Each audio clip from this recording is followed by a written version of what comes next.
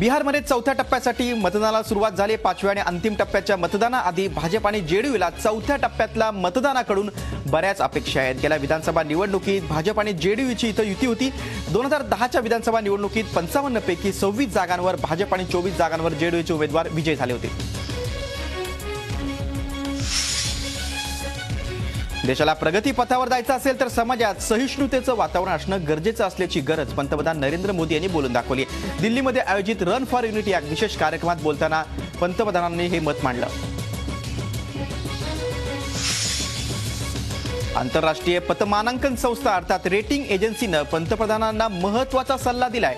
भाजपच्या वाचाळवीरांना आवरण्याचा सल्ला मूडीजनं मोदींना दिलाय। गोमांस आणि दादरी हत्याकांड प्रकरणावरून भाजपच्या नेत्यांकडून केली जाणारे वक्तव्य पाहता भाजपला याची किंमत मोजावी लागेल असं मूडीजनं म्हटलंय। रिझर्व्ह बँक ऑफ इंडियाचे गव्हर्नर रघुराम राजन यांनी सुद्धा विकासासाठी देशात सहिष्णु वातावरण असण्याची गरज बोलून दाखवली। आयआयटी दिल्लीमधल्या कार्यक्रमात भाषणादरम्यान त्यांनी हे मत मांडलं। सहिष्णुतेमुळे व्यक्ती दुसऱ्या व्यक्तीबाबत असुरक्षित होत नाही, तर दुसऱ्याच्या मतांचा आदर करणं म्हणजे सहिष्णुता असल्याची भूमिका राजन यांनी यावेळी मांडली। उत्तर प्रदेशचे मुख्यमंत्री अखिलेश यादव यांनी आपल्या मंत्रिमंडळाचा विस्तार केला। यामध्ये एकंदर 21 जणांनी मंत्रिपदाची शपथ घेतली। यामध्ये 12 नवे चेहरे होते। त्यांना राज्यपाल राम नाईक यांनी पद गोपनीयतेची शपथ दिली। 2017 मध्ये उत्तर प्रदेशमध्ये होत असलेल्या विधानसभा निवडणुकांवर डोळा ठेवून हा मंत्रिमंडळ विस्तार केला गेल्याचं राजकीय वर्तुळात बोललं जातंय। रशियाचं प्रवासी विमान इजिप्तमधल्या मध्य सियानी या भागात कोसळल्या। या विमानात 200हून जास्त प्रवासी होते। रशियाचं A321 विमान रशियात येत असताना ही दुर्घटना घडली। दरम्यान या दुर्घटनेतील 100 मृतदेह सापडले, तर विमानाचा ब्लॅक बॉक्सही सापडला असून तांत्रिक बिघाडामुळे ही दुर्घटना घडल्याचं समोर येत आहे।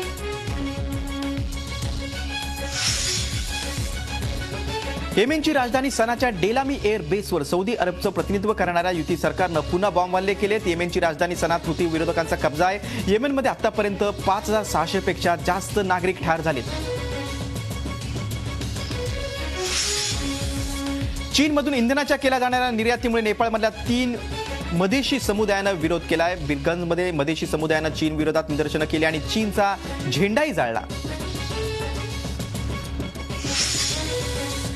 चीनमध्ये दाम्पत्याला 2 मुलांसाठी जन्म देण्याचा अधिकार दिल्यानंतर जनतेच्या भावनांचा विचार करून हा निर्णय घेतला गेला असं स्टेट मीडियाने म्हटलंय। पण मुलं जन्माला घालण्याबाबतचे निर्बंध उठवायला हवेत असं मानवाधिकार संस्थांचं म्हणणं आहे। 1979 पासून आतापर्यंत चीनमध्ये फक्त 1 मूल जन्माला घालण्याची मुभा होती।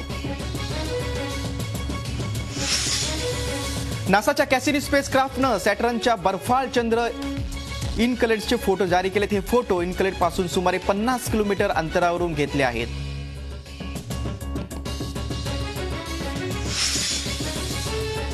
इंडोनेशियामध्ये बालीमध्ये छोटा राजनला अटक केल्यानंतर पहिल्यांदाच भारतीय वकालतीचे अधिकारी संजीव अग्रवाल यांनी छोटा राजनची तुरुंगामध्ये भेट घेतली।